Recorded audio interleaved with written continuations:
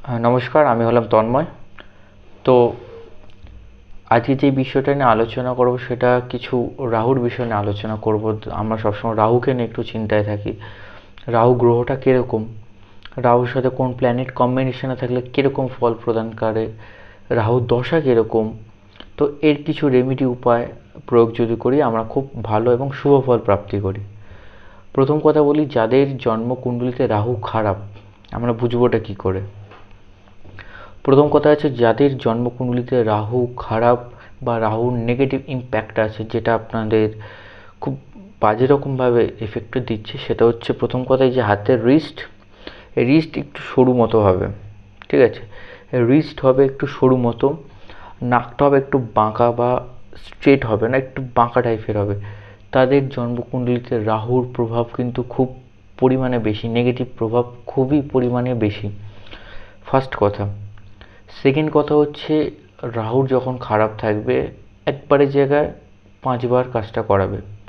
আর যে কোনো একটা কাজ করার আগে সবসময় আগে থেকে স্বপ্ন দেখিয়ে দেবে যে এই কাজটা করলে এরকম হবে। মনে হচ্ছে বিশাল রকমের স্বপ্ন, যে এই কাজটা করে আমি এই করবো ওই করবো, আমি ভবিষ্যতে এরকম হবে, এরকম ইলিউশন কিন্তু ক্রিয়েট করবে হচ্ছে রাহু।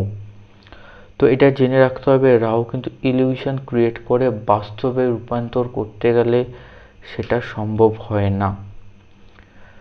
তো একটা কথা বলি, যাদের জন্মকুণ্ডলিতে রাহু চন্দ্র যোগ, ঠিক আছে, রাহুর সাথে চন্দ্র, রাহু ইলিউশন, চন্দ্র কি হচ্ছে মনের কারক গ্রহ, মনের সাথে তখন ইলিউশন তৈরি হবে, একটা নেগেটিভ এফেক্ট, যে আদৌ কি সত্যি এটা কি সম্ভব, মানে আমরা যে কোন জিনিসটা করছি বা কিছু একটা ভ্রমের মধ্যে থাকবে। রাহু আর হচ্ছে মন, ইলিউশন এবং মনটা সবসময় ভ্রমের মধ্যে থাকবে, কি করব না করবো একটা কনফিউশন, একটা মনের মধ্যে একটা চলবে। এই যে রাহু চন্দ্র যে কম্বিনেশন আছে, রাহু চন্দ্র কম্বিনেশন একই জায়গায় হতে পারে, মানে একই রাশির তৈরি হতে পারে, বা ট্রাইংয়ে হতে পারে।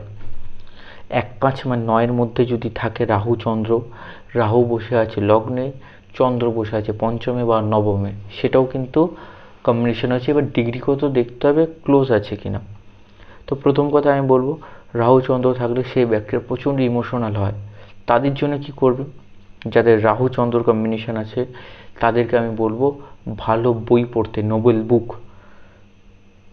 রাহু চন্দ্র জন্য হচ্ছে ভালো বই পড়তে নোবেল বুক, সেটা হচ্ছে পজিটিভ থিঙ্কিং বুক। এটা কিন্তু খুব ভালো হবে। আর অলওয়েজ পজিটিভ যেন থিঙ্কিং করে। রাহু যাদের খারাপ আছে বা রাহু চন্দ্র কিছু আছে, পজিটিভ যেন অলওয়েজ থিঙ্কিং করে, এটা সব থেকে ভালো হবে। নেগেটিভ থিঙ্কিং করলে ওটাই হয়ে যাবে, পজিটিভ থিঙ্কিং করলে ওটাই ভালো। ঠিক আছে, এই ব্যক্তিরা প্রচণ্ড ইমোশনাল হয়, যাতে রাহু চন্দ্রর কানেকশন আছে, প্রচণ্ড ইমোশনাল, কিছু বলে কথা কথা কেঁদে ফেলবে, সবসময় কষ্ট হবে, দুঃখ হবে, কিছু হলে বলবে যে আমার এই হচ্ছে সেই হচ্ছে। আর রাহু কেতু হলো, কেতু চন্দ্র হলো ঠিক কিছুটা উল্টো। কেতু হচ্ছে প্রচণ্ড পরিমাণে ডিপ্রেশন মাইন্ড, চুপচাপ থাকে, কিছু বলতে চায় না, 10টার মধ্যে 2টো কথা বলবো তো 8টা কথা মনের মধ্যে রেখে দেবে, বলবেই না। কেতুচন্দ্র গুণ এরকম, কিচ্ছুতেই বলবে না চট করে। এই জাতক জাতিকারা প্রচণ্ড ডিপ্রেসিভ মাইন্ড হয়, ওপর দিয়ে খুব হাসি খুশি থাকে, ভেতর দিয়ে কিন্তু খুবই কষ্টের মতো থাকে।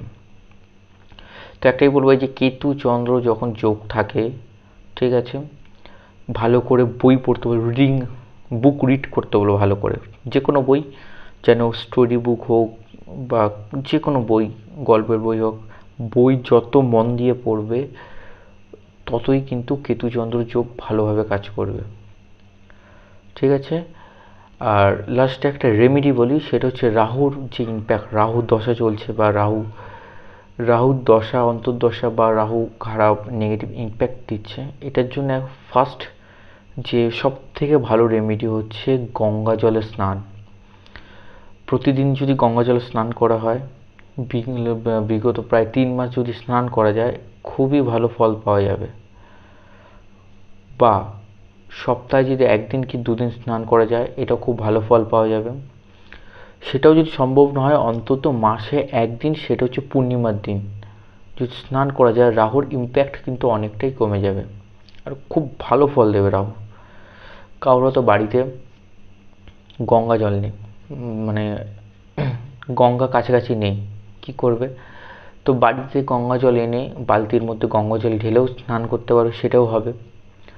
দেখা হলো গঙ্গার কাছেই বাড়ি নেই, আশেপাশে কোনো গঙ্গাই নেই, 100-200 কিলোমিটার দূরে কোনো গঙ্গাই নেই, কি করবেন? বালতির মধ্যে 3খানা তুলসী পাতা দিয়ে সেই জল দিয়ে স্নান করবেন, সেটাও গঙ্গা জল অনেকটা কাজ করবে। যাদের বাড়ির কাছাকাছি কোনো গঙ্গা নেই আমি তাদেরকে বলবো তুলসী পাতা দিয়ে স্নান করতে বলবো, তুলসী পাতা 3খানা দিতে বলবো, দেন স্নান করতে বলবো, খুব ভালো ফল হবে। সাথে বলবো মহামৃত্যুঞ্জয় মন্ত্র জপ করুন দিনে 28 বার করে সকাল সন্ধ্যে। রাবন্তিত তাণ্ডব স্তোত্র যেটা আছে এটাও তোমরা জপ করতে পারো, খুব ভালো হবে। তো আজকের মতো এখানে ভিডিওটা শেষ করছি। ভালো লেগে থাকলে অবশ্যই কমেন্ট করিয়ে জানিও কি কি বিষয়ের ওপর, টপিকের বিষয় কি রেমিডির বিষয় তোমরা জানতে চাও, অবশ্যই জানিও, আমি অবশ্যই বলবো। নমস্কার।